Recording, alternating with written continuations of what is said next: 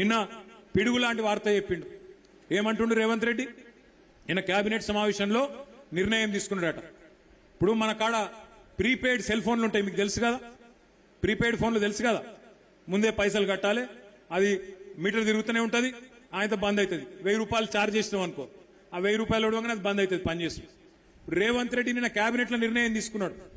ఇక రాష్ట్రంలో మీటర్లు, మామూలు మీటర్లు తీసేస్తారట, మొత్తం ప్రీపెయిడ్ మీటర్లు పెడతారట. ఇక అంటే మీ ఇంట్లల్లో స్మార్ట్ మీటర్లు పెడతారు. ఇక బిల్లు కట్టకపోతే అప్నే ఆప్ బంద్ హోయాతా. ఒక మీకే కాదు, హైదరాబాద్నే కాదు, మొత్తం రాష్ట్రంలో రైతులందరికీ మొదలు ట్రాన్స్ఫార్మర్ల కాడ మీటర్లు పెడతారట. అటెనక బాయిల కాడ మోటార్లు ఉంటాయి కదా, ఆ మోటార్లకు కూడా మీటర్లు పెడతారట.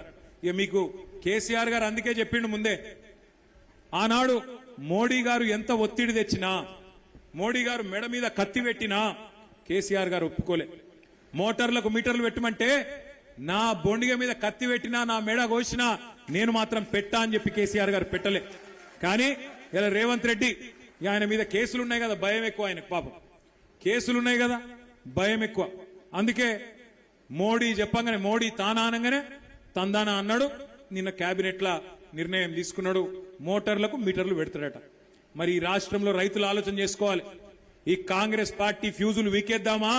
కాంగ్రెస్ పార్టీ ఫ్యూజులు వీకి వీళ్ళను బంగాళాఖాతం లేద్దామా, లేదా ఇట్లనే చూసుకుంటూ ఊకుందామా? ఆలోచన చేయాలని చెప్పి నేను కోరుతా ఉన్నా. మరి ప్రీపెయిడ్ మీటర్లు పెడితే హైదరాబాద్ లో మీ ఇళ్లకు కూడా వస్తారు. ఇక అదానీలు, అంబానీలు వాళ్ళే ఉన్నాయి దుకాణాలు మొత్తం, వాళ్ళు ఇల్లుకి వచ్చి మీటర్లు పెడతారు.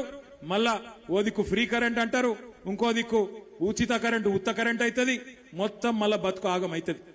కేసీఆర్ గారు అందుకే చెప్పిండు ముందే, ఆలోచించాలి, ఓటేసేటప్పుడే ఆలోచించాలి.